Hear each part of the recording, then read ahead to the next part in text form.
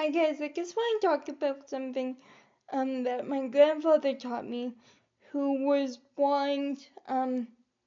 He lost his eyesight at the age of 4 through glaucoma, and he was a great example for me in my disability, being born with it. And he was always happy, except for a few years after my grandma and dad began the scandal. They were together for like 52 years. And there was some other stuff going on, but other than those times, I've never heard my grandfather complain. I never heard him complain. And I think that's why I'm missing him like crazy lately, because there's so much like, oh, why is this happening? Vibe, and my grandfather just wasn't like that, you know? He was just like, it is, you know? And so God bless him for that. And he really taught me the difference, I guess, now, between acceptance, resignation, and integration. Like, acceptance is a good thing because you're like, okay, this is what it is. But the next step, instead of being resigned to your limitations, for example, the next step could actually be integration, and to be honest, I'm not a huge fan of the word inclusive, because inclusive is kind of like the band-aid, whereas integration is like, okay, I can work with anybody of any different levels. Like, for example, a lot of automatic doors, they open if they do, it's a miracle, but sometimes when it's coming from a place of enclosing, I can't fit in the door because it's swinging the wrong way out, or it closes too quickly, which can be really scary.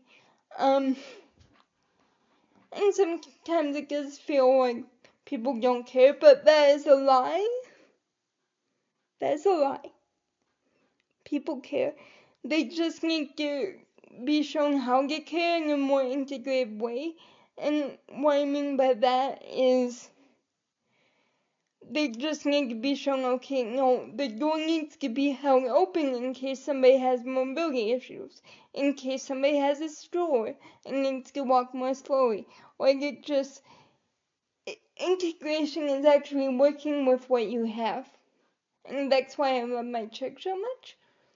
And also, I think having a viewpoint of integration is really helpful when you deal with, like, comments, because when somebody says, like, oh, it must be difficult for you, you know, an inclusion mindset would be like, but we're all equal. But an integration perspective goes, you know what, yes, it is difficult, and I thank you for your compassion. Here's a different way to look at it. So the conversation is more open to a more dynamic conversation, and I think that's what we need more nowadays. We're crippled by hubris, for sure, and that's why, like, that's why for the next few days, I can't promise that I'm not gonna put something up because I love doing my videos, but I have to make sure, because I think I've gotten caught up in, like, just being a person that posts every day, to give me something to do, and that's fine, but I'm starting to look at things a bit too of this world, because I'm starting to look at, like, things on X, and I'm like, why isn't anybody telling this story about having a disability with my hashtag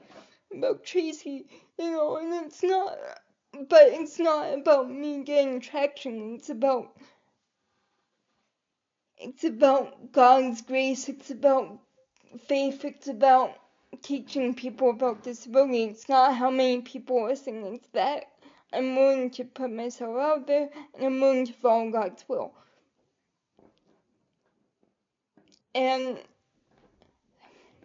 I don't know, that might seem a little intense for those who are, maybe on the periphery of Christianity, but honestly, for myself, and I'm just purely speaking for myself here, when I go, okay, your will be done and not my own,